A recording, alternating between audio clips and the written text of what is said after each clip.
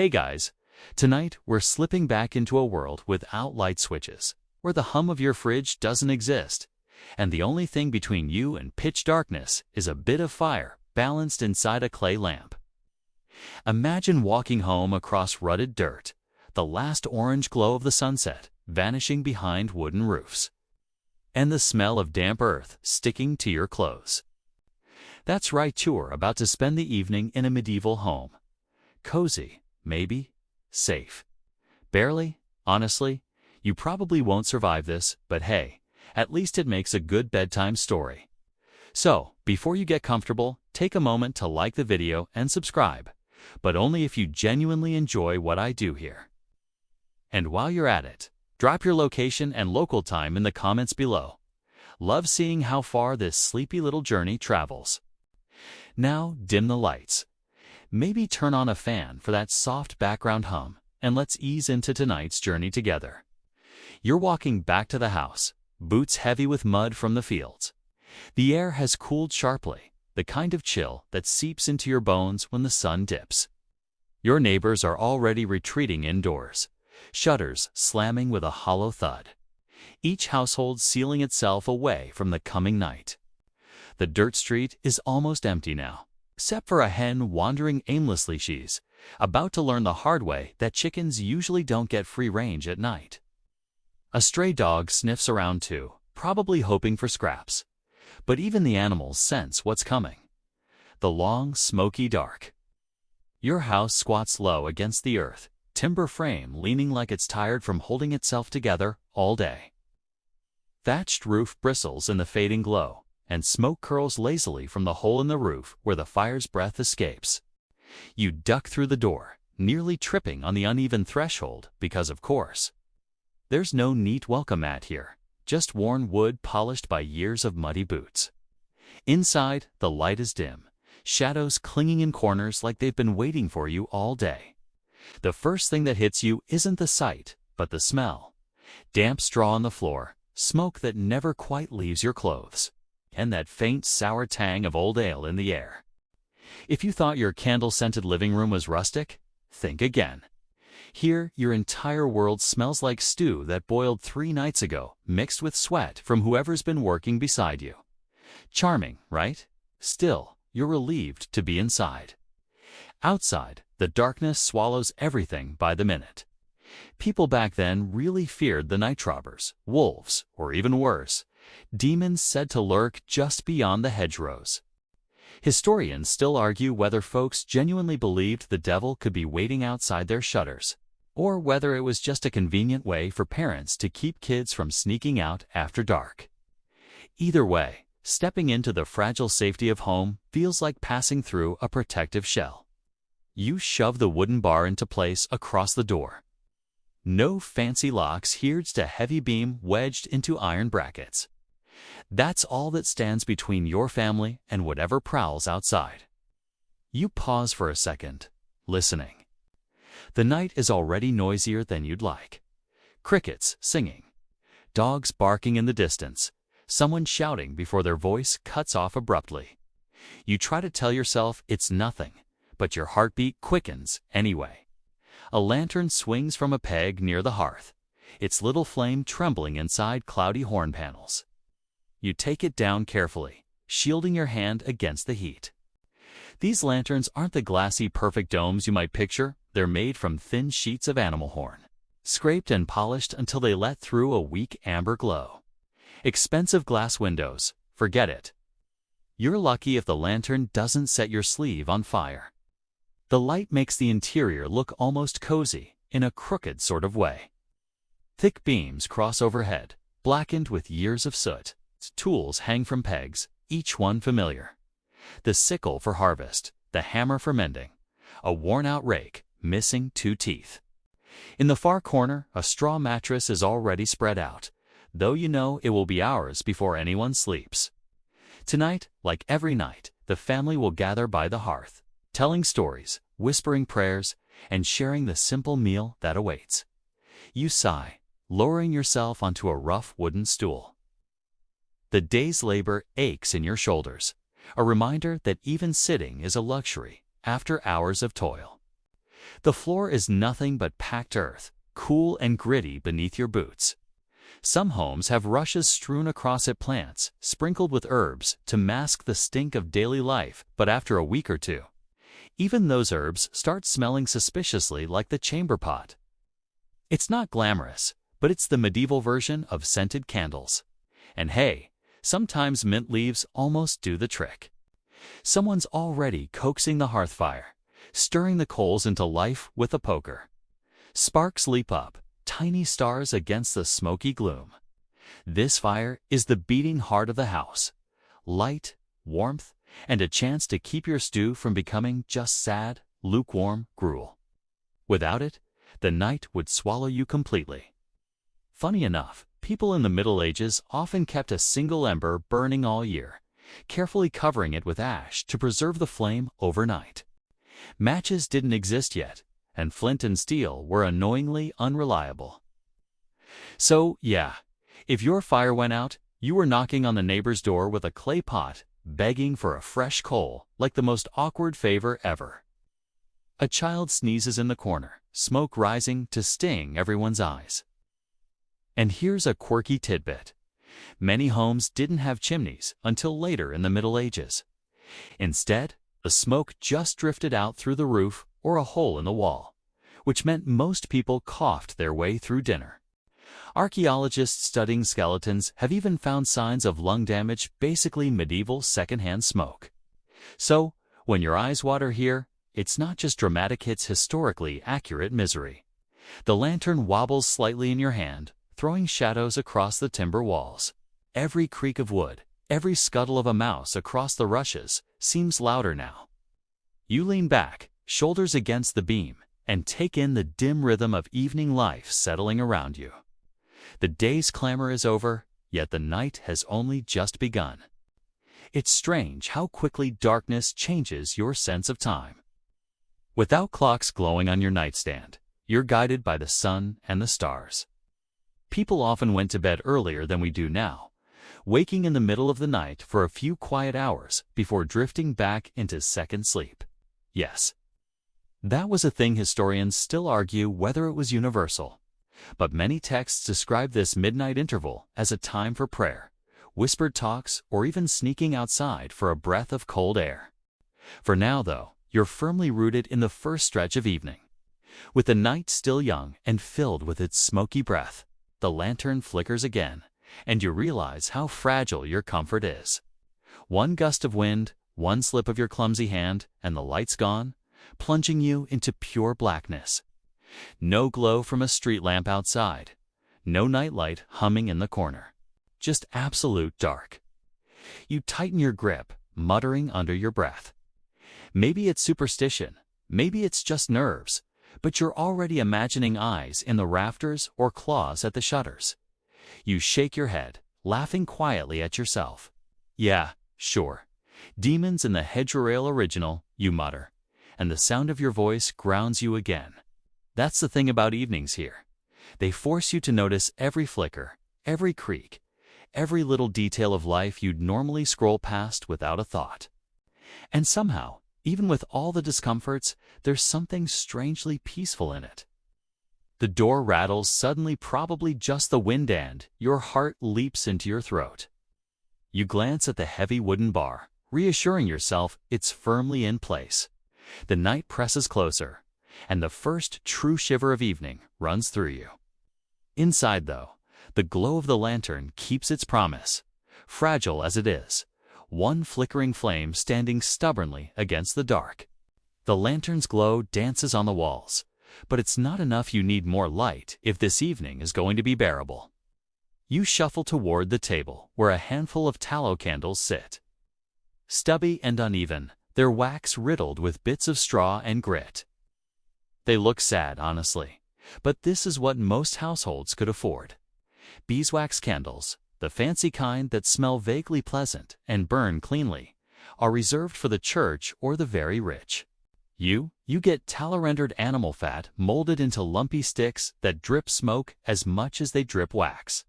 Congratulations, you've just set the medieval mood lighting to smoky barbecue. You fumble with a tinderbox, steel scraping against flint, each spark teasing you before fading into nothing. You mutter something under your breath, though nothing too spicy, since blasphemy could earn you more than just side-eye from the neighbors. Finally, a spark catches on the scrap of charcloth tucked inside, and you quickly coax it into flame, lighting the first stubby candle. The room flares briefly, shadows springing back like startled animals before the light evens into a steady glow. You place the candle on the table, setting it into a crude iron holder, wax already pooling unevenly at its base. The smoke curls upward, a thin gray ribbon, carrying with it that greasy smell that clings to your clothes. You grab another candle, touch it to the flame, and now you have two stubborn points of light. Still dim, but a little less depressing than the lone lantern. Funny thing about these candles, historians still argue whether people really spent much time working by them, or if they mostly reserved candles for prayer, celebrations, or emergencies. After all, tallow candles weren't free, and each one might represent part of a precious winter's food supply turned into light instead of dinner. But here you are, squinting through the haze, grateful for even this small luxury. You set the candles carefully around the room, but the shadows never disappear. They cling to the corners, thick and alive, as though the darkness is only humoring your little flames. Your eyes strain against the gloom, and you find yourself blinking more than usual, the smoke making them water. In fact, it's not uncommon for medieval people to complain about night eyes. That heavy, it's a feeling that comes from straining in such poor light. If you're imagining cozy fairy tale flickering, think again. This is like trying to read a book by the glow of your toaster. The kids shuffle closer, fascinated by the little flames. You have to shoo them back, because one wrong move and the whole place could go up in smoke. Fire is both your best friend and your worst nightmare. There's no fire department here, no emergency phone call to make. If the roof catches, all you can do is form a frantic bucket line from the nearest well end. Hope your neighbors don't decide they'd rather protect their own thatch than help save yours. To be fair, lanterns and lamps offer a slightly more controlled option. You set one down on the table, a squat clay vessel filled with oil, a wick poking from its spout. It burns low, but steadier than the tallow. Oil lamps were common in some regions, though the oil itself, minimal fat, fish oil, or olive oil, wasn't exactly perfume quality. Light one of these, and the whole house takes on the smell of yesterday's leftovers. Still, you feel oddly comforted by the flickering little circle of light around you. You lean on the table, listening to the faint crackle of the wick, the hiss of fat burning away. The world beyond those flames might as well not exist. This is your circle of survival, and you cling to it like a shipwrecked sailor clings to driftwood. A memory surfaces of church candles, those bright, honey-colored sticks of beeswax that seem to burn without smoke, filling the chapel with golden light. You'd watch them as a child, marveling at how steady and clean they were. For a second, you imagine what it would be like to have one of those here, to fill your home with that same soft glow. Then you remember the cost, probably more than your family earns in a month, and laugh to yourself. Nope, back to the smoky tallow for you. The shadows quiver across the rafters, bending with the draft that sneaks in through cracks in the wall. You shiver slightly, drawing your cloak tighter. The candles don't give off much heat, nothing compared to the hearth. Their job is only to tease the darkness, not banish it. You think about how people in towns might hang lanterns outside their doors, a kind of medieval streetlight system in some places. In London, for instance, certain regulations required citizens to hang a lantern during dark nights, especially in winter. Did everyone actually do it? Historians still argue whether compliance was common or just wishful thinking by city officials. Out here in the countryside, though, the only glow outside is the moon, if you're lucky. One candle sputters, flame bending low, wax spilling down its side. You reach out, tilting it upright again, muttering under your breath like you're negotiating with the flame. For a moment, it feels like the fire has its own will, fragile, temperamental, almost alive. You respect it, because you know how easily it could leave you in utter blackness. You lean back on the stool, eyes tracing the lines of smoke curling upward. The rafters are streaked black from years of the soot, staining the beams, creeping into the very wood. Imagine sleeping under that for decades. In fact, some of the dark streaks you see in surviving medieval cottages today aren't just tow decoration, they're literal centuries of smoke baked into the timbers. So yes, tonight's candle smoke isn't just a minor annoyance. It's part of a permanent makeover for your ceiling. You glance at your hands in the candlelight, shadows stretching your fingers into long, claw-like shapes. A quick grin crosses your face, and you wiggle them at the children, making a shadow puppet monster dance across the wall. They squeal and laugh, the sound bright in the dimness. Even here, in this smoky half-dark, you find ways to play. Humor is as much survival as bread and stew. The flames flicker together now, steady in their rhythm, casting long streaks across the table. The air feels heavier with the smoke, and you rub your eyes, wondering how anyone got much done in these conditions. Maybe that's why the evenings weren't filled with endless reading or embroidery for everyone. Maybe sometimes people just gave up, letting the fire burn low and their bodies sink into sleep. Still, you press on, determined to make the most of the hours before bed. The lantern sways slightly, and you adjust it so the light spills more evenly across the room. The faint smell of horn and oil lingers, mixing with the wax and smoke. You chuckle quietly, realizing your house smells like a candle shop that caught fire and decided to serve soup on the side. And yet, despite the discomfort, there's a certain intimacy in it. The glow is soft, forgiving, wrapping every blemish and crack in gentle amber. You can almost believe this is cozy in its own smoky, medieval way. It's not the kind of coziness you'd post on Instagram, but maybe it's deeper. A reminder that light, however small, is worth treasuring when the darkness presses so close. So you sit, shoulders hunched but strangely at peace, watching the candle flames lean and straighten. Lean and straighten, as though they're breathing with you. And for a brief, fragile moment, the smoky haze doesn't matter. The cold drafts don't matter. The prowling night outside doesn't matter.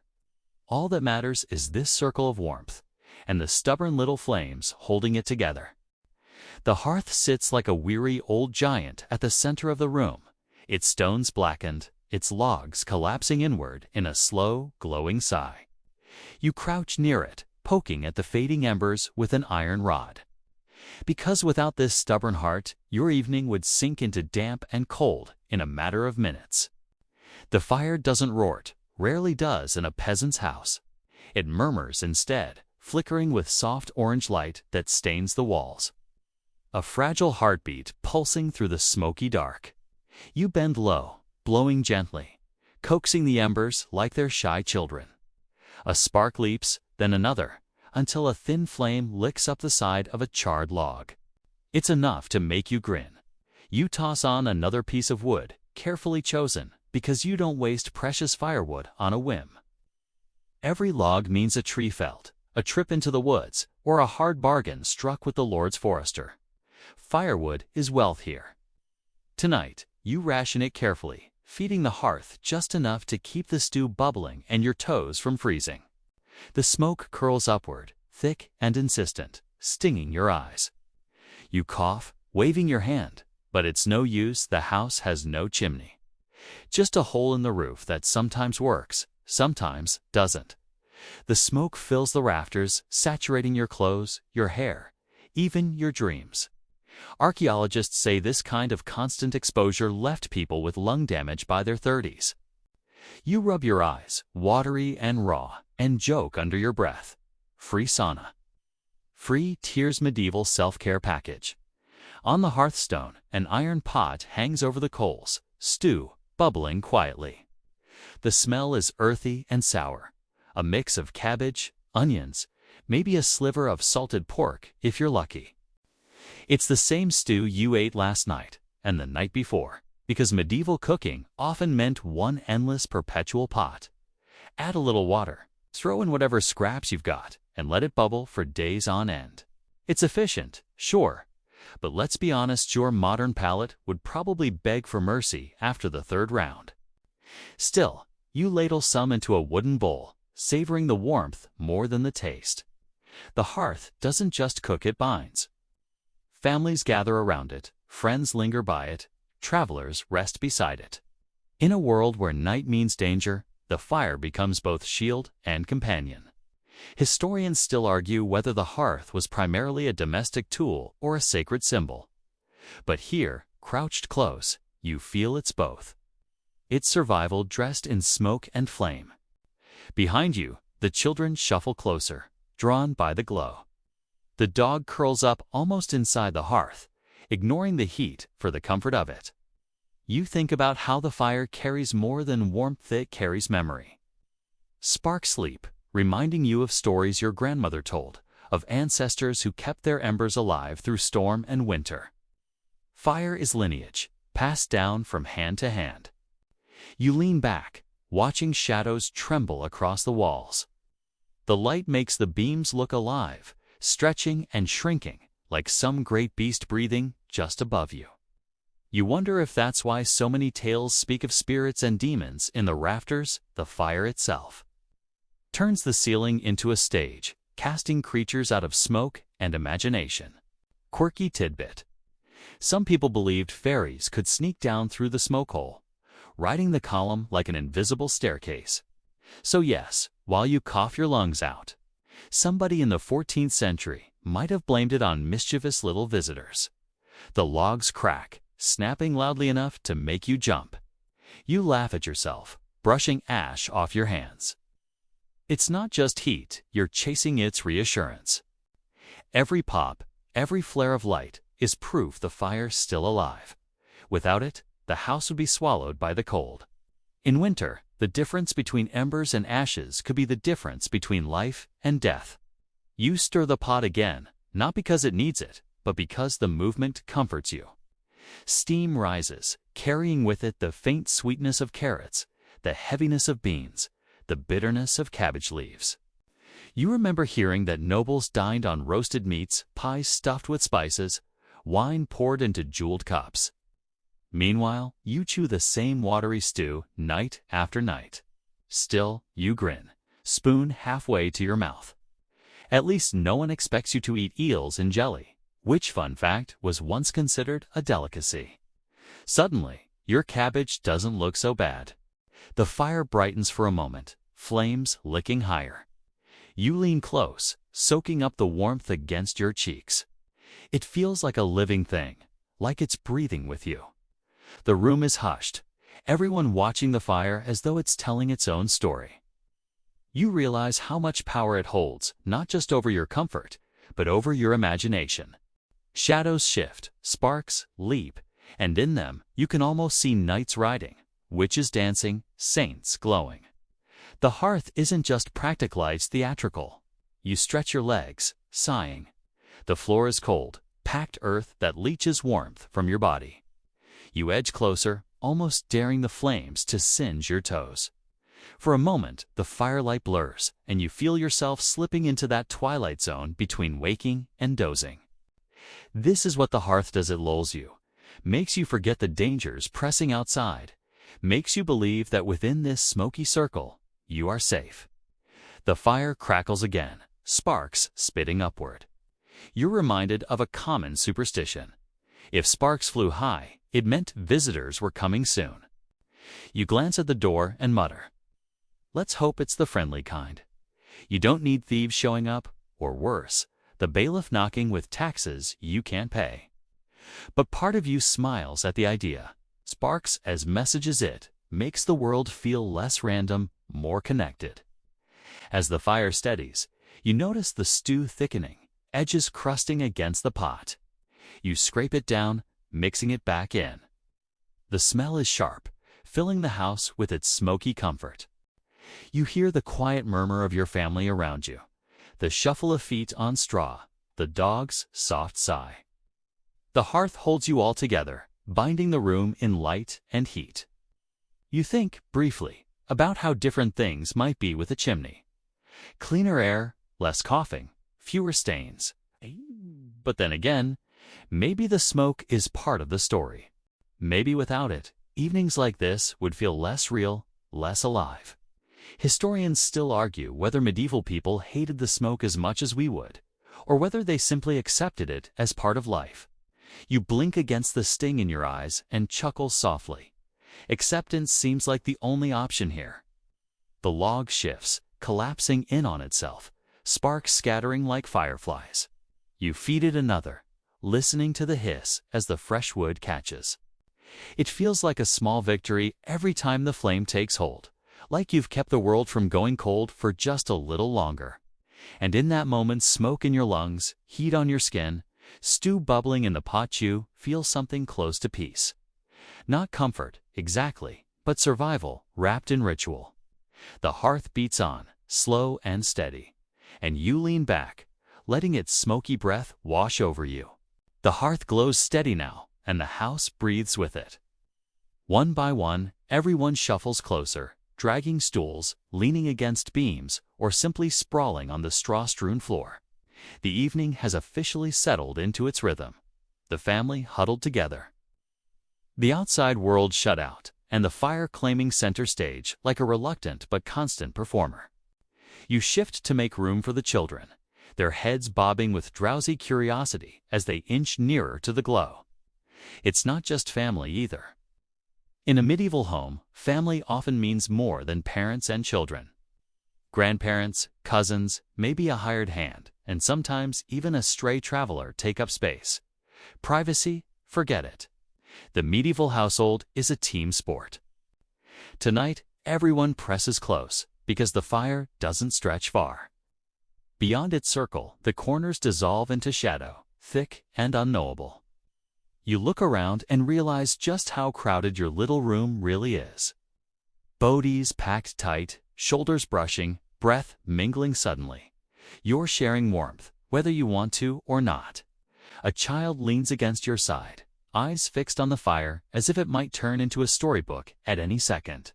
And in a way, it does. This is how evenings are filled. Not with scrolling screens or Netflix binges, but with the oldest streaming service known to humankind, oral storytelling. Someone clears their throat, an elder perhaps, and the chatter dies down. The fire pops once, dramatically, as if on cue. The room leans in. The story begins, maybe with a saint or a knight, or perhaps just with the fox that outsmarted the farmer. The cadence is slow, sing-song, the kind of rhythm designed to lull rather than shock. But it's not all peaceful. Tales twist into warnings. Don't stray from the path. Don't break your promises. Don't anger forces bigger than you. It's entertainment, yes, but also survival training dressed up as bedtime fun. You chuckle to yourself, nothing like a little casual fear to keep the kids obedient. You glance around at the faces caught in the firelight. Wrinkles seem deeper. Eyes shine brighter. Even the dog looks thoughtful, ears twitching at the rise and fall of the storyteller's voice.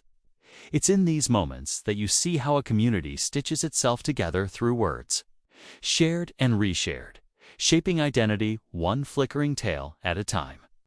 Historians still argue whether medieval peasants saw these stories as mere amusement or as sacred truths passed from generation to generation. Sitting here, you feel it's probably both. The children giggle suddenly at a clever twist, and the room brightens with laughter. The sound rings against the beams, echoing in the smoky air. You catch yourself smiling too. Humor slips in where it can, even in a life that's more mud than marvel. Quirky tidbit. Some folk tales of the time were surprisingly bawdy, filled with cheeky jokes about priests or animals doing decidedly unholy things. Tonight, though, the story stayed tame, PG-13 at most, though you sense the adults exchanging knowing looks when the little ones aren't paying attention. As the stories drift on, you notice small side conversations sparking. It's a couple of teenagers whisper in the corner, trading gossip about neighbors who borrowed whose plow, who owes a jug of ale, who maybe got caught sneaking a kiss behind the barn. You smirk.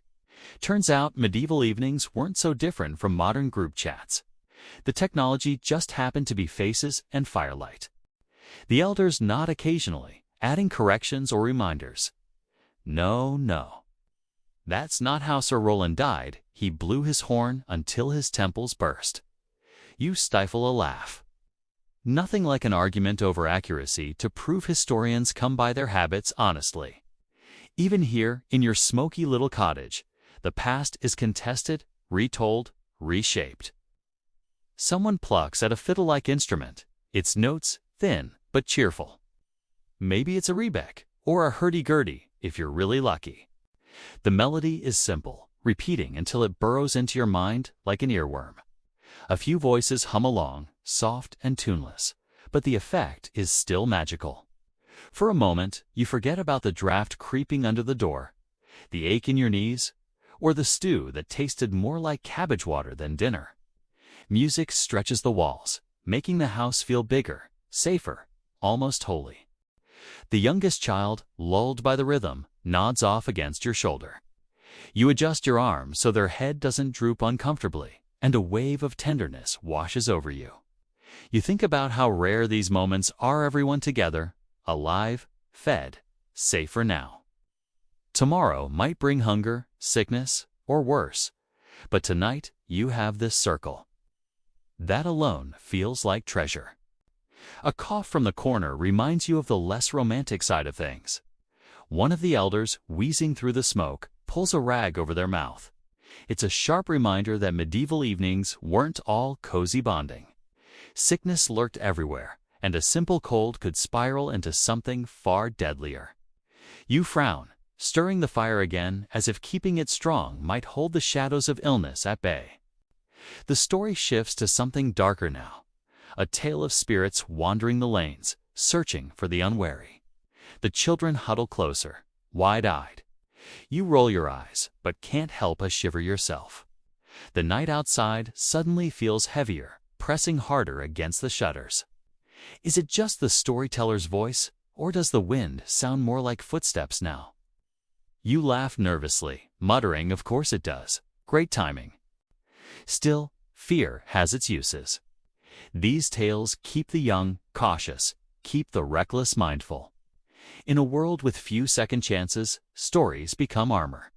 You glance at the bar across the door, the flickering light, the crowded hearth, and realize that even fear, shared like this, can knit people closer. The tale ends, the room exhales, and the fire crackles back into dominance. For a while, there's silence, comfortable silence, the kind that needs no filling. You watch the embers shift, glowing like little red eyes, and think about how every evening here follows the same script, yet feels slightly different. The rhythm is familiar. Gather, share, laugh, fear, rest. The beats of survival turned into ritual. One of the older children breaks the quiet with a riddle, the kind designed to stump the grown-ups and prove their wit. You listen, squint, and then give up halfway through, honestly. Who has the brain cells for riddles after mucking fields all day? The room chuckles, the tension easing again. You lean back, stretching your legs toward the fire. The warmth seeps into your boots. The ache in your back softens just a little. Around you, voices rise and fall, a messy harmony of chatter, music, and laughter. You close your eyes briefly, letting it wash over you. It's not comfort in the modern sense, no plush sofa, no central heating, but it's comfort in the only way it needs to be. Togetherness carved from smoke and flame. Outside, the wind rattles the shutters again, reminding you that the night is waiting. But for now, it can wait all it wants. Inside, pressed shoulder to shoulder with family, the hearth glowing like a heartbeat, you feel secure enough to let your guard slip, just for a little while. The fire dies down to a gentler glow, and the evening slides into that in-between space, not quite activity either. You find yourself watching the embers shift, the way they collapse inward, like tiny stars fading. The children are restless now, fighting the weight of sleep. They twitch and squirm, their small bodies resisting surrender to dreams. Parents notice. With practiced gestures, they issue the universal signal: time for bed. But in a medieval home, bedtime isn't a private retreat. There's no tiptoeing down a hallway to a personal room with posters on the wall. Here, sleep is communal. Everyone settles where there's space on pallets stuffed with straw, on benches, even directly on the floor beside the hearth. Bedding is scarce, and if you're lucky, it's shared with a blanket woven from coarse wool. If you're less lucky, you curl up in your clothes and let body heat do the rest. The older children groan, pretending to protest. They want to stay up, to listen to the last scraps of adult conversation. But eventually they give in, yawning dramatically before collapsing in a heap. The youngest, already half asleep, is lifted gently and placed near the fire, close enough for warmth but far enough to avoid sparks. You realize with a start that the family's survival depends on these careful arrangements. It isn't just bedtime ritual, it's strategy. Place the weakest where it's warmest. Let the adults guard the edges. You notice something. There's no pillow talk of the modern kind. Instead, there's murmured prayers, simple and repetitive. Words pass through the air like a protective charm, asking saints and angels to keep watch through the dark. The rhythm of the prayers blends with the crackle of the embers. You find yourself whispering along, though you don't know all the words. In a space where the night outside feels predatory, prayer isn't just faith, it's insurance. A dog circles twice before lying down near the door, the unofficial night watchman. Its ears flick at every sound. You glance at it and feel oddly reassured. In this little world of straw and smoke, even an animal becomes part of the defensive line. The adults remain awake longer. Someone takes out a spindle, fingers moving almost unconsciously as wool twists into thread. The motion is hypnotic, a reminder that work doesn't stop when the sun goes down. Others patch garments, sewing by firelight, squinting and sighing when the thread knots. You marvel at the patience it takes. No electricity, no lamps, just eyes straining against smoke and shadows. You wonder how many went blind early from this endless peering. Then the talk begins again, softer this time, drifting across the fire. It's practical conversation, plans for tomorrow, worries about the weather, news from neighbors, grain prices, rumors of bandits, the health of livestock. You listen closely and realize this chatter is the lifeblood of the household. Without it, no one knows what to expect. Communication is survival. You notice how often the conversation circles back to the harvest. It's still months away, but everything hinges on it. The weather has been strange. Too much rain in the spring, too little now. Everyone has an opinion, and none of them sound optimistic. You shift uncomfortably. You know what a bad harvest means? Hunger that gnaws through winter, sickness that sweeps through weakened bodies. Choices between feeding children or keeping seed for planting. Suddenly, the warmth of the fire feels thinner. The tension doesn't last long, though. Someone cracks a joke about the Revan authority figure no one seems to like. The room bursts into laughter, loud enough to make the dog lift its head. You grin. Turns out even medieval evenings needed a little workplace gossip to keep morale up. And then, almost casually, the talk slides toward darker rumors. Stories of plague in nearby towns, whispers of soldiers conscripting young men, mutters about taxes rising again. You feel your stomach tighten. It's strange how fast the mood can swing from laughter to dread. One moment you're chuckling about the Reeves' crooked teeth. The next, you're imagining soldiers at the door, demanding food or bodies. The children stir in their sleep, whimpering quietly, as if their dreams overheard the adults' words. A parent hushes them, stroking their hair until they calm. The voice is lower, but the fear lingers unspoken. You think about how heavy these conversations must feel when every tomorrow is uncertain. And yet, here they sit, keeping watch over one another, still talking, still planning. The resilience is humbling. The room grows quieter. One by one, the adults begin stretching out, settling against walls or into corners. Straw rustles, blankets shift, the fire sighs. You realize you're listening to the sound of a household falling asleep, a symphony of breathing, of snores starting and stopping, of restless limbs searching for warmth.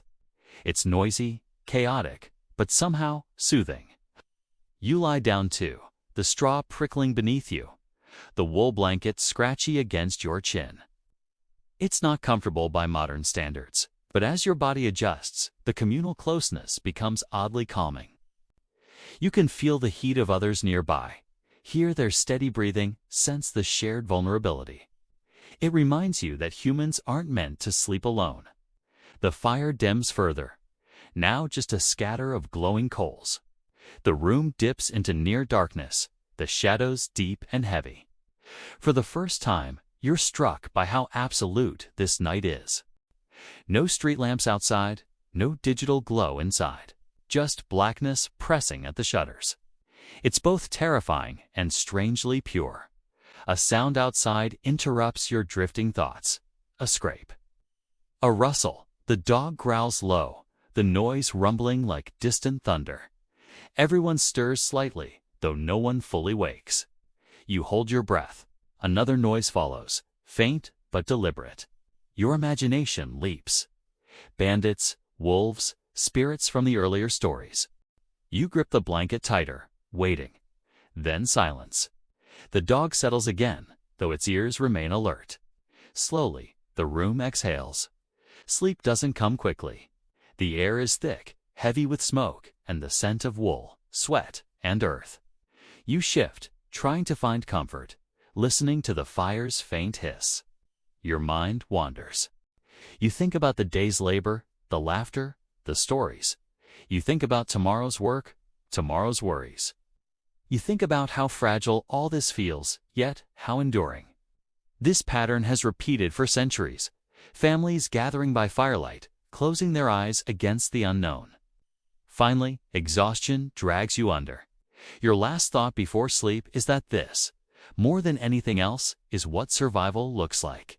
Not battles, not crowns, not grand history. Just people huddled together in the dark, trusting the fire to hold the night at bay. The night deepens, but the work doesn't fully stop. Even as the children sleep and the adults lean into the warmth of straw and blankets. There are still tasks to be done, stitched quietly into the shadows of twilight. You notice a seamstress bent over a tattered tunic, her fingers nimble even in the flickering candlelight. Threads weave and twist, mending tears that, if left, could cost someone discomfort or worse, shame come morning. You pick up a discarded piece of wool, running your fingers over its rough texture. It's coarse, uneven, but serviceable. You begin to untangle knots while keeping an ear tuned to the soft murmurs around you. Some nights, mending cloth is meditative, almost hypnotic. Other nights, it feels like a race against unseen time, a battle against fraying edges that threaten the household's modest dignity. This is the reality of medieval living. Work never stops. You can see it clearly now, in the quiet persistence of those still awake. Spinning wheels and distaffs are brought into action, tiny wheels squeaking under patient hands. You watch the wool twist into thread, long strands winding onto spools. The motions are mesmerizing, almost trance-inducing, and you can't help thinking about how many generations of hands have done the exact same thing. Spinning wasn't just chore. 'Twas craft, skill, survival. Historians still argue whether spinning and weaving were more burdensome than helpful for households, given how much time it consumed. But here, it's both lifeline and legacy. The scent of oil from the lamps mingles with the smoke from the hearth, a dense aroma that seems to saturate every fiber of the room. Your eyes water, your throat itches slightly, but you continue working. There's a strange rhythm to it, this night labor. One motion follows another. Twist, tuck, smooth, scrape, stitch, tie. Even the dog rises once to sniff at the growing pile of thread scraps, then settles back down. Survival in a medieval home is as much about endurance as skill, and the adults here have both in spades. You glance toward the doorway. A faint draft slips through the cracks, tugging at the edges of a hanging tapestry. The wind moans softly, a reminder that danger still presses outside. Wolves, thieves, or simply cold air that creeps into bones, the night holds many threats. You tug a blanket closer, mindful that every scrap of warmth is precious. The notion of comfort is relative. A medieval peasant knows it is earned, not given. At the table, someone sharpens a knife with slow, deliberate strokes. Sparks dance briefly in the candlelight, landing harmlessly on the wooden floor. Even mundane tools demand attention. A dull knife could ruin supper. A frayed rope could snap during chores. A broken spindle could ruin hours of spinning. Every item is precious, and every task is necessary. You realize that this relentless attention to detail, even in the dead of night, is part of what keeps a household alive. The quiet is punctuated by occasional creaks and sighs of the structure itself. Timber shifts with temperature, beams groan under their own weight, and the roof settles with a soft, repetitive thump. You're reminded that these homes are living entities, breathing alongside you, alive in their own imperfect way. Some say the house itself protects the family. Others claim it merely houses their toil. You lean toward a little of both. It feels wrong to separate the life inside from the life the walls have seen.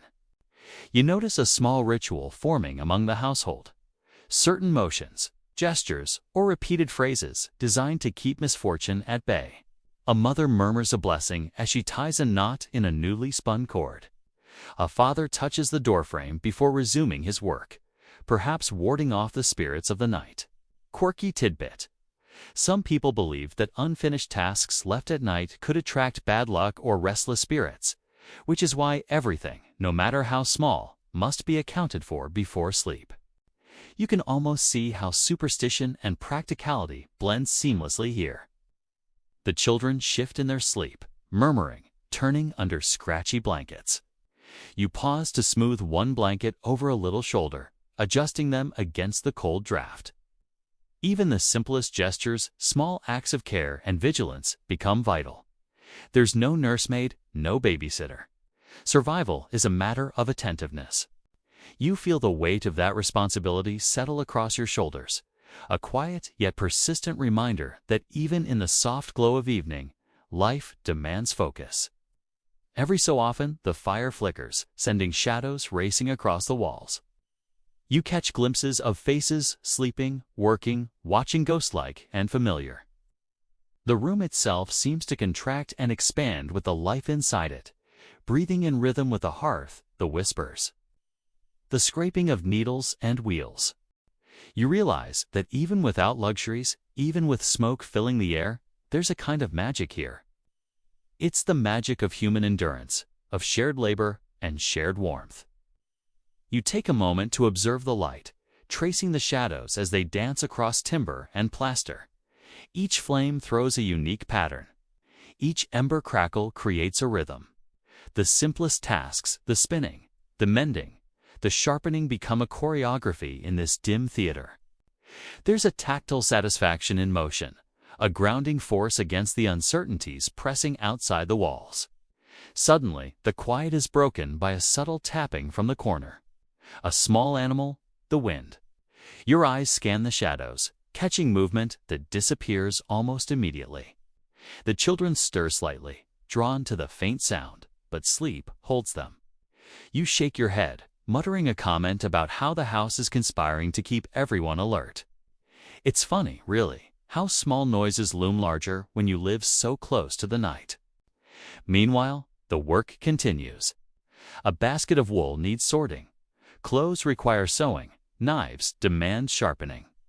You pick up a spindle, winding thread while letting your mind wander. Stories and songs hum in your memory, mingling with the scratching of pen or needle. You reflect on how evenings like this serve multiple purposes: nourishment, warmth, vigilance, education, and, oddly enough, entertainment. Survival is never just about one thing. Neots, a tapestry of small efforts woven together into the night. As the hours stretch, the fire dims further, coals glowing faintly now. You glance around at the adults still moving, tireless in their quiet labor. It's mesmerizing to watch the way hands twist thread, fold fabric, carve wood. Each action is purposeful, measured, necessary. Even the simplest tasks carry weight, shaping not just the household survival, but the rhythm of the evening itself. You notice your own body adjusting to the low light, the smoky air, the slow rhythm. Eyes that burned earlier now strain less. Muscles that ached stiffen into a comfortable fatigue. The room feels contained, bounded by firelight and human presence. The night outside is still, heavy, silent in comparison. Yet the house thrives in contrast, alive with motion and intent. And then you realize, this is the essence of evenings in a medieval home. Not a single activity is purely leisure. Every gesture, every motion is a thread in the larger fabric of survival. Yet, despite the effort, the smoke, the aches, there's beauty here. In the dim light, in the shared quiet, in the rhythm of human hands and breath, the house feels almost sacred. At last, the final tasks wind down. The last stitch is pulled tight, the last thread wound onto a spindle, the last knife sharpened and placed safely aside. The fire is now nothing more than a warm glow beneath blackened logs. You lean back, stretching fingers stiff from hours of work. The room exhales. The children sleep more deeply. The adults pause to catch their breath. The dog curls tighter. Even the shadows seem to settle, lingering in corners but receding slightly from the warmth of human presence.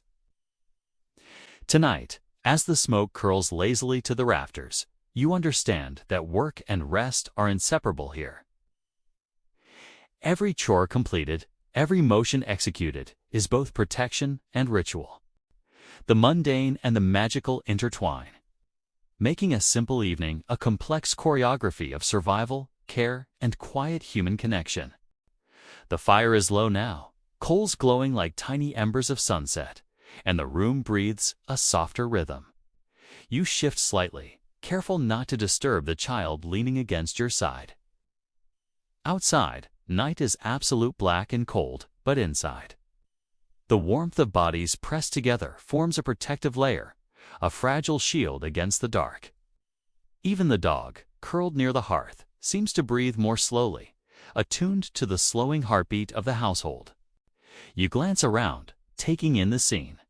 The spindle rests idle for the moment, its thread coiled neatly. The sewing basket lies open, scattered with pins and scraps. The smell of tallow and smoke hangs in the air, mingling with the faint tints of yesterday's stew, now cooled and nearly forgotten. It's not a scent you would choose for a modern home, yet it carries a certain familiarity, a comfort forged in routine and necessity. Historians still argue whether people at the time actively disliked these odors or simply acclimated so thoroughly that they became invisibly their way. Your nose is undeniably trained tonight. Soft murmurs begin again, as if the household cannot resist breaking the silence entirely. The conversation is practical, subdued. Plans for tomorrow.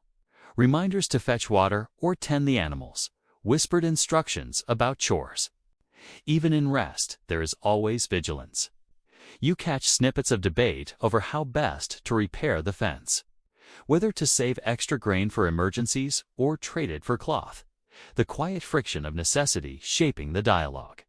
You smile faintly. It's oddly soothing, this rhythm of survival interwoven with small talk and practical problem-solving. The children shift, murmuring in half-sleep. You tuck a loose blanket closer, smoothing it over a shoulder. Every gesture is small, almost imperceptible, yet vital. Survival is stitched from countless such gestures, attentiveness that becomes invisible over time but never loses its significance. Quirky tidbit.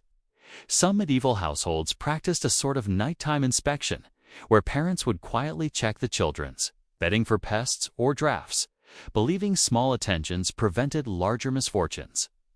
You quietly admire the diligence. A faint creak comes from the roof, the timber adjusting to temperature, settling under centuries of strain. You glance up, imagination flickering. Shadows of rafters stretch across the walls, a skeletal map of the room. For a brief moment, you imagine stories inhabiting the beams. Spirits of ancestors, protective or mischievous, watching over their living descendants. The thought is comforting and unsettling in equal measure. You reach over to the remnants of the stew bowl, now cold but not discarded. Even after the meal, food is rarely wasted. Scraps will be fed to the dog or mixed with broth tomorrow, continuing the cycle of sustenance. Every morsel has a role. Every bit of effort contributes to survival. You reflect that modern wastefulness would seem unthinkable here. Each resource is precious, each act measured. The lamplight from the oil lamp flickers, elongating shadows across walls and ceiling. You watch them dance, playful yet eerie, shapes twisting and bending as if alive. A joke escapes your lips about the shadows conspiring to trip you over in the middle of the night. A soft laugh replies from a parent, almost inaudible, but enough to remind you that humor persists even in the dimmest conditions. The wind outside rattles shutters, a reminder of the world beyond these walls. Wolves, bandits, storms, anything could be lurking in that pitch darkness. You pull your cloak closer, its rough wool scratching against your neck. Every protective layer counts: clothing, fire, blankets, proximity to others. Comfort here is practical, calculated, never taken for granted. One of the older children begins to hum softly, a tune half remembered from church or village gatherings. It spreads quietly, a gentle counterpoint to the faint crackle of embers. Soon, others join in, timidly at first, then with growing confidence. It's a fragile, intimate orchestra. Breath, heartbeat, voice, and firelight all intertwining. Music becomes a kind of vigilance, a subtle way to keep spirits up while the night presses in. Historians still argue how much music permeated ordinary homes. Some claim it was rare, reserved for festivals, while others suggest simple songs filled even quiet evenings. You suspect it was both. The conversation drifts from planning chores to storytelling again. Tales of saints, local legends, clever animals, and cautionary fables unfold in hushed tones. The children, eyes heavy, listen, caught between curiosity and sleep. Laughter bubbles up occasionally, soft and careful, an audible thread binding the household. Quirky tidbit: some tales were intentionally left incomplete, so listeners would return night after night, eager to hear the ending. A form of pre-modern subscription, you think wryly? You observe the adults' faces in the flickering lamplight, concentration softened by fatigue, eyes slightly red from smoke, fingers moving with practiced precision. Every movement is purposeful. Every whisper, glance, or gesture a tiny act of household maintenance. Even minor missteps could have ripple effects. A dropped tool, a misaligned stitch, a neglected ember. The vigilance is constant, embedded in muscle memory, flowing quietly beneath the surface of the evening.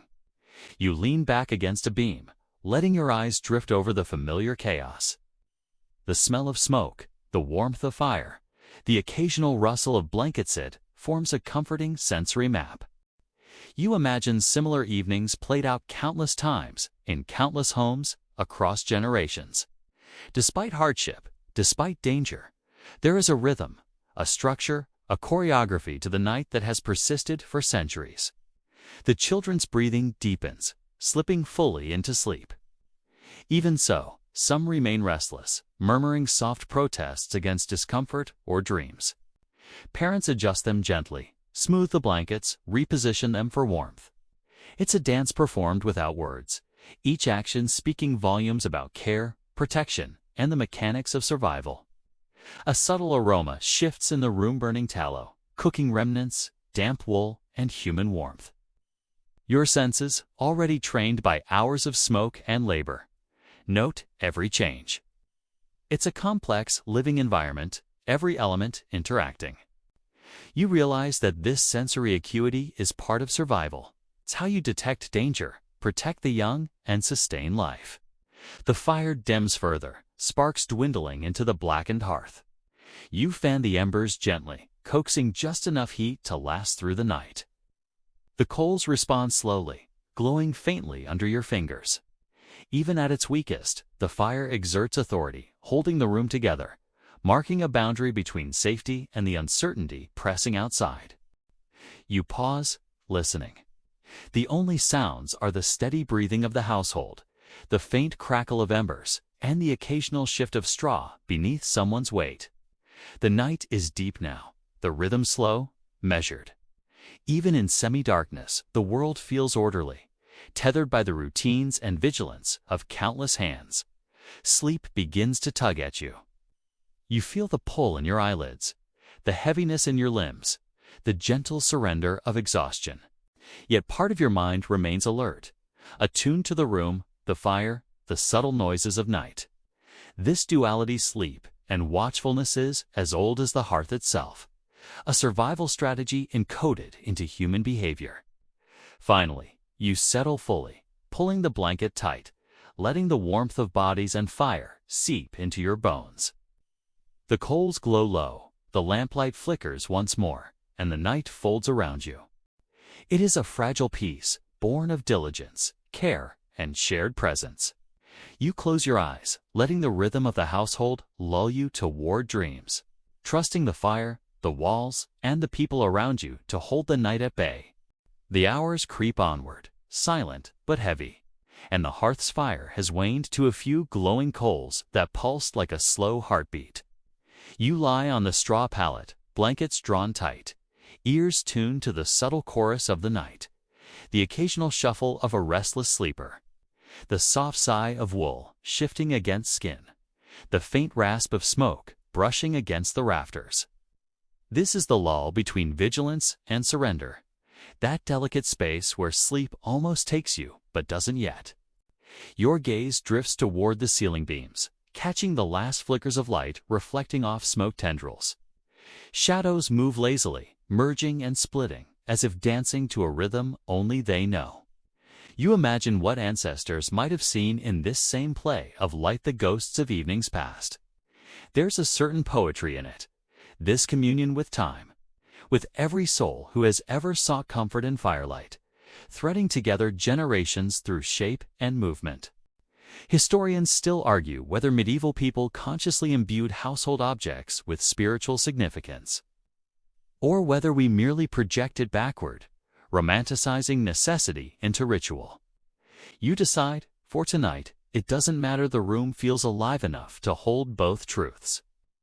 Soft murmurs of conversation continue, practical but layered with care. Someone whispers a reminder about feeding the chickens at dawn. Another muses about the woodpile needing inspection.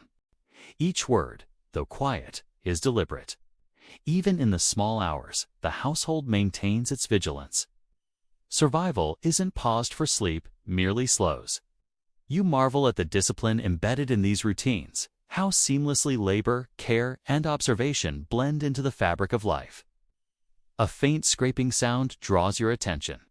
One of the adults, careful not to wake anyone, tends to a small basket of onions being sorted, a rope being coiled. You note the precision in their movements. In the modern world, such actions might seem insignificant, almost trivial, but here they're essential. Each careful motion maintains stability, safety, and order. Quirky tidbit: in some medieval homes, unfinished chores were believed to invite spirits of misfortune. Even without belief, the practice ensures no task is left incomplete, blending superstition with survival logic. You turn slightly, feeling the warmth of the bodies around you, the gentle rise and fall of breath. Sleep beckons, but it's delayed by both habit and caution. Every night, you lie attuned to the environment, an instinct honed by necessity. Every crackle of coals, every shift in shadows, every whisper from the rafters could carry meaning, sometimes mundane, sometimes urgent. Even the dog lifts its head occasionally, alert yet relaxed, an unwitting sentinel in this carefully orchestrated nocturne. The candle sputters, sending a brief flare across the room. Dust motes shimmer in the light like tiny galaxies. You marvel at how much drama a single flame can produce, casting shapes that seem alive, animate, almost conspiratorial. The fire, though diminished, continues its silent performance, its glow suffusing the room with a comforting orange hum. The rhythm of flicker and shadow forms a language of its own, a silent storytelling medium older than any spoken tale. Your mind drifts to the stories you've heard this evening, repeating fragments to yourself like a private lullaby. Saintly deeds, clever foxes, mischievous spirits, they merge with the sights and smells of the room, weaving a tapestry of experience. The hum of the sleeping household, the occasional clink of a tool set aside. The subtle hiss of coldest all becomes part of the narrative, a shared story told without words. Outside, wind rattles the shutters again. You feel the pull of awareness, that primal urge to measure threats and react. The sound is distant, yet insistent. Wolves, thieves, storm's night carries a litany of dangers. But inside, the warmth of bodies, blankets, and embers forms a protective buffer. You relax, reminding yourself that the community here is as much a shield as the walls themselves. Even in darkness, survival is woven from human connection as much as fire and fortitude. The eldest child stirs slightly, mumbling in a half-formed dream. A parent instinctively reaches to smooth the blanket, reposition them for comfort. This small act of care, simple, almost invisible gesture, anchors the household in safety and reassurance. In a world where misfortune is never far, the small attentions of night become crucial. You reflect that these gestures, repeated countless times across centuries, are threads in a long, unbroken chain of domestic survival. A subtle aroma drifts from the hearth, of faint smokiness, mingled with the lingering temps of cooled stew, the earthy scent of straw, and the rough wool of blankets. It's not fragrant in any conventional sense, but there's a richness to it, a tactile presence that fills the senses. You inhale it deeply, letting it ground you in the reality of the home. The house is alive in smell, in sound, in the slow, deliberate movements of its inhabitants. A soft hum begins to rise again in adult, perhaps the mother murmuring a song to herself. Others join hesitantly, and soon a quiet chorus flows across the room. The melody is simple, repeating, comforting. Even in dim light, the sound weaves connections, links ears and hearts across the space. Music becomes a subtle reassurance, a ritual reinforcement of safety. Historians still argue about the role of domestic music in peasant life, whether it was primarily entertainment or a tool for community cohesion. But tonight, its function is undeniable. It soothes, it bonds, it protects. You notice the fire coals have dimmed to nearly invisible embers, yet you resist letting it die entirely. A gentle prod with a poker, a careful rearrangement of logs and warmth continues to radiate. In a medieval home, maintaining the fire is almost sacred work. Its glow holds back the night, provides comfort, cooks food, dries clothes, and gives the room its pulse. Without it, the house feels smaller, the shadows more threatening, the cold more insistent. The night stretches a slow continuum of labor, care, and attention. You observe, silently participating in the rhythm. Spinning, stitching, whispered guidance, soft humming, it is all part of a nightly ritual that balances survival with tenderness. The house exists in layers: smoke and light, sound and warmth, motion and stillness. You marvel at how seamlessly these layers coexist, forming a protective shell against the darkness outside. Gradually, the rhythm slows further. Movements become more deliberate, sounds more measured. Even the dog's breathing lengthens, steadying into a pattern that mirrors human relaxation. The household drifts deeper into a liminal states, leapy yet alert, aware yet surrendered. You let yourself sink into the blankets, allowing the coal's residual heat and the bodies around you to lull your mind. The fire breathes its last minor sigh, glowing faintly, then settling into stillness. Shadows cling to the walls, but the collective presence of life in the room maintains a sense of containment. The evening's work, storytelling, vigilance, and song have intertwined into a tapestry of survival, comfort, and ritual. Even as individual attention fades, the household itself pulses with the energy of care, diligence, and shared humanity. You feel the tug of sleep finally pull you under, your eyelids heavy, your muscles slackening.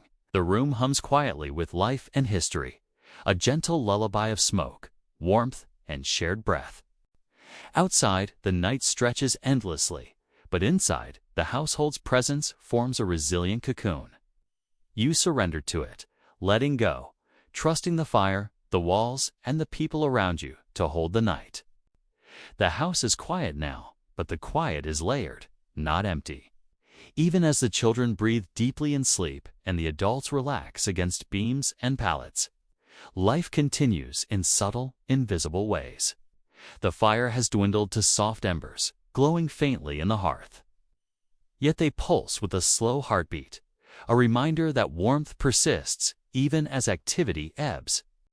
You lie back, letting the rhythm of the house sink into you, feeling the residual heat and scent of smoke clinging to clothes and hair. Outside, the night presses against the walls. Wind tugs at shutters, rattling them softly, and every creak of timber, every whisper of air, reminds you that danger is never entirely absent.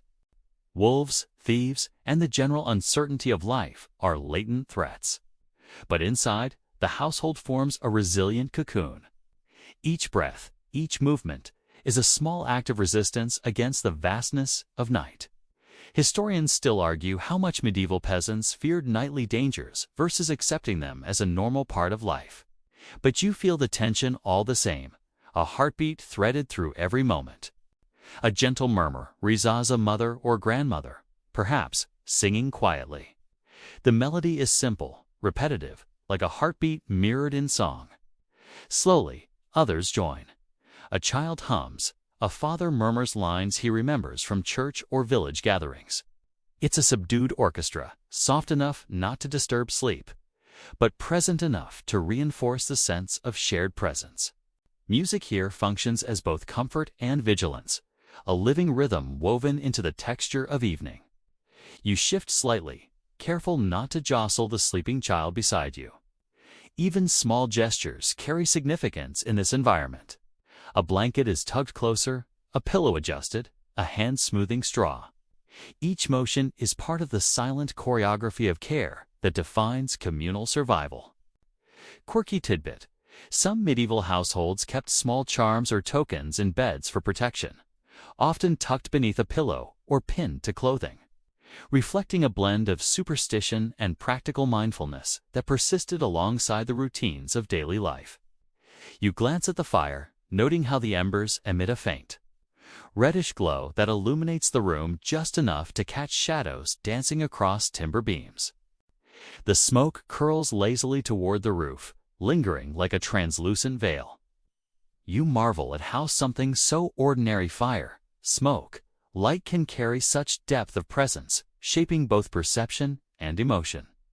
Even now, when all seems still, the hearth's influence anchors the household, marking boundaries, creating warmth, and offering a central focus for attention and care.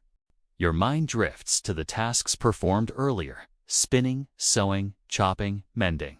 Though most have paused for rest, you sense the latent energy of completion lingering in the room.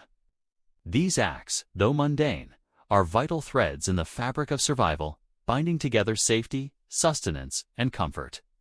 Historians still argue how much of peasant labor was governed by necessity versus ritualized habit, yet tonight you feel both elements intertwined seamlessly. The children shift slightly in their sleep, murmuring faintly. You watch, smiling softly, adjusting a blanket to shield them from a cold draft. Even the smallest gestures resonate deeply in a household where warmth and safety are commodities earned through attention and care. You reflect on the subtle tension between vulnerability and protection that defines every medieval home. How every movement, every whisper, carries weight in the nightly balance between rest and vigilance. A faint scraping sound draws your attention. Someone is quietly attending to an unfinished task, perhaps sorting grains, repairing a tool, or tending to a small flame to ensure the hearth doesn't die entirely. You admire the dedication. Work continues even as the household drifts toward sleep. It's a quiet testament to endurance, skill, and the relentless rhythm of life. Scent of smoke, straw, and wool fills your senses. A complex tapestry of aroma that marks this evening as distinctly human. There's a warmth to it, a tactile richness that seems to anchor the mind in the present moment. Even if modern sensibilities might find it harsh, tonight it is familiar, protective, and comforting. Soft whispers return, discussing the day past and the tasks of tomorrow. Plans for fetching water, tending animals, repairing fences, and preserving food thread through the room. Though quiet, the conversations convey a continuity, a living network of knowledge and vigilance. Survival in a medieval home is never singular, it is collective, woven from the attentiveness and labor of many hands.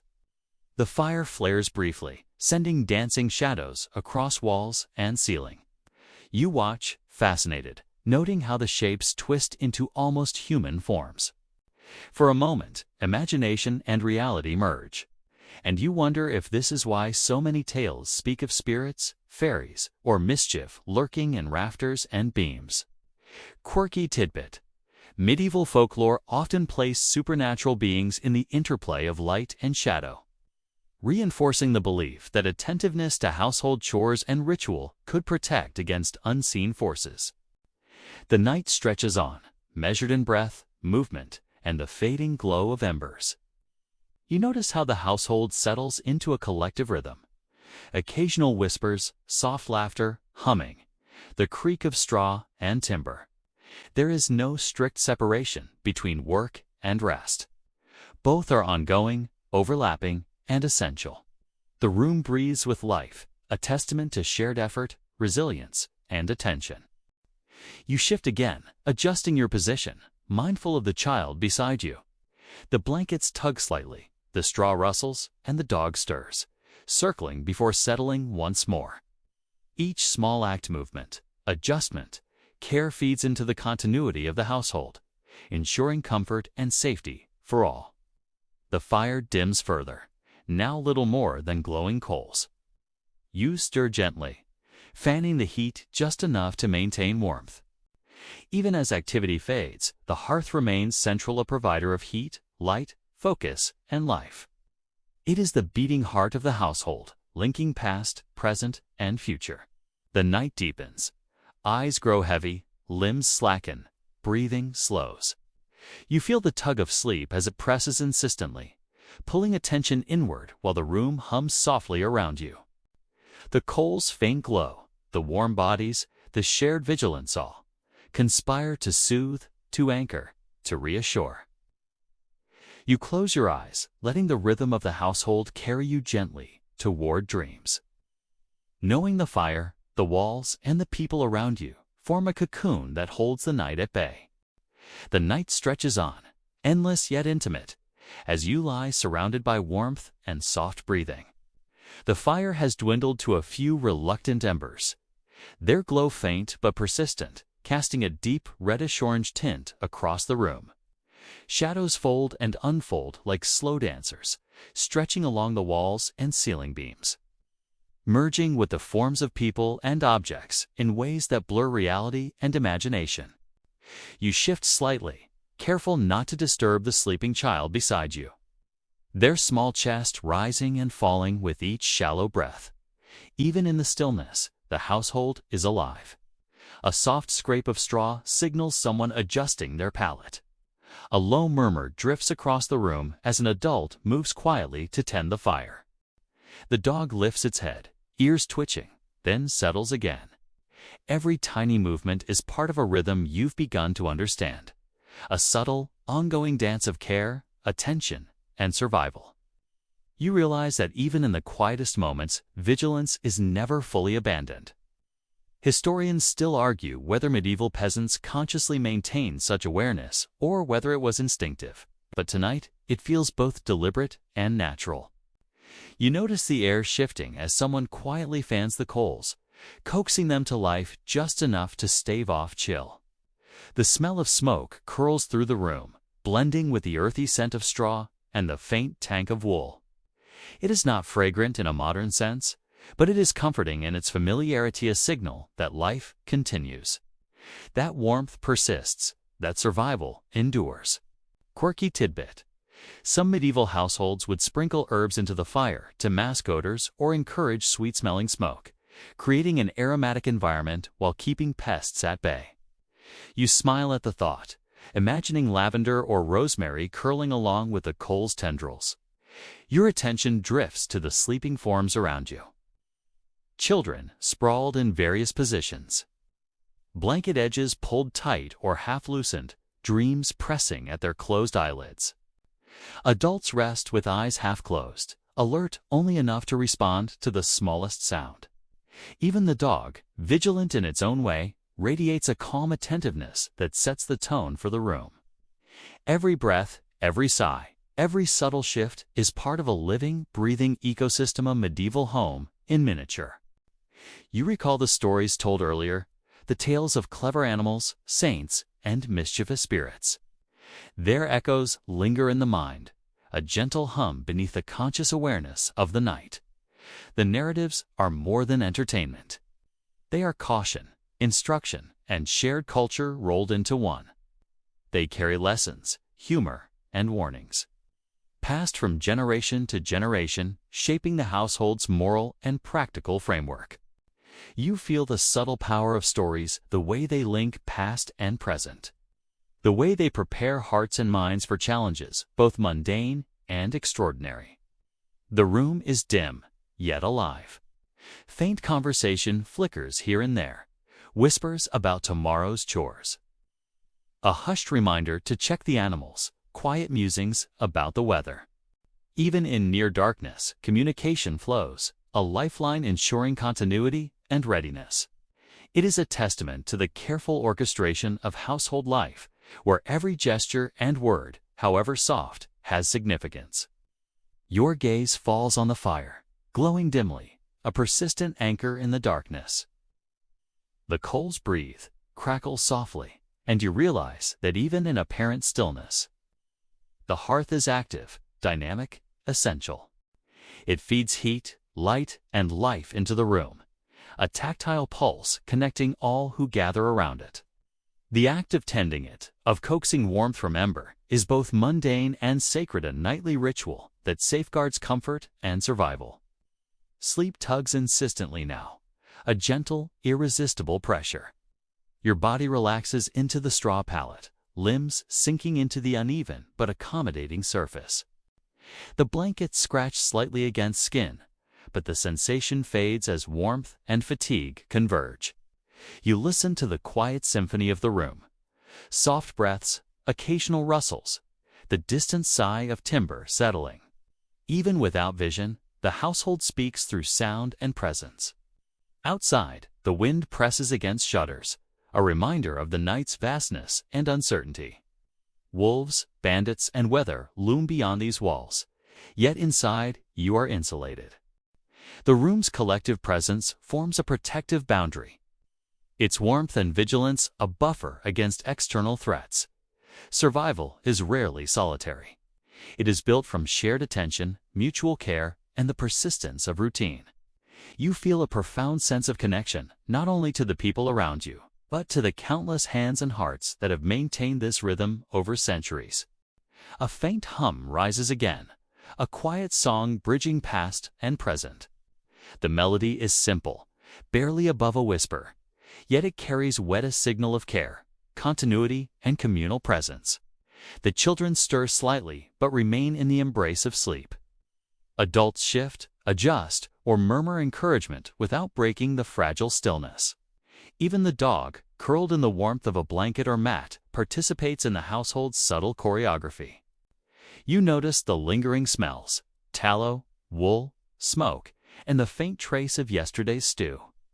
Each scent layers with memory, comfort, and awareness, forming a sensory map of the evening. The combination is not sweet, but it is deeply familiar, deeply human. In a way, it encapsulates the essence of medieval domestic life. Survival threaded with care. Labor entwined with comfort. Vigilance wrapped in warmth. The fire dims further, nearly extinguished, leaving only the slow, steady glow of coals.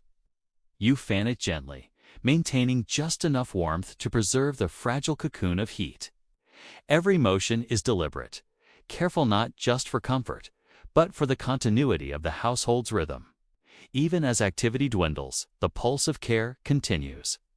You adjust your position once more, mindful of the sleeping child beside you, tucking a blanket closer, smoothing straw, ensuring comfort. These small gestures are profound, echoing through the night in ways words cannot capture. Each act, though subtle, reinforces the household's network of protection, care, and shared presence. The night deepens further, yet there's a sense of slow, expansive security. The coal's faint glow, the soft breaths, the collective vigilance, and the enduring warmth create a rhythm that lulls the mind toward dreams. Sleep comes gradually, the tug of rest matched by the comforting constancy of the environment. Outside remains dark, uncertain, and wide, but inside, the household's heartbeat holds steady, forming a resilient, intimate world. Finally, exhaustion prevails. Your eyelids close fully, muscles slacken, and the room hums quietly around you. The fire, the people, the dog, the straw, and the smoke all merge into a gentle, persistent cocoon. Even as individual awareness fades, the household continues to breathe, pulse, and exist, safeguarding those within. This is the quiet power of evenings in a medieval home, the intertwining of survival. Care, vigilance, and shared humanity all unfolding in the soft glow of firelight.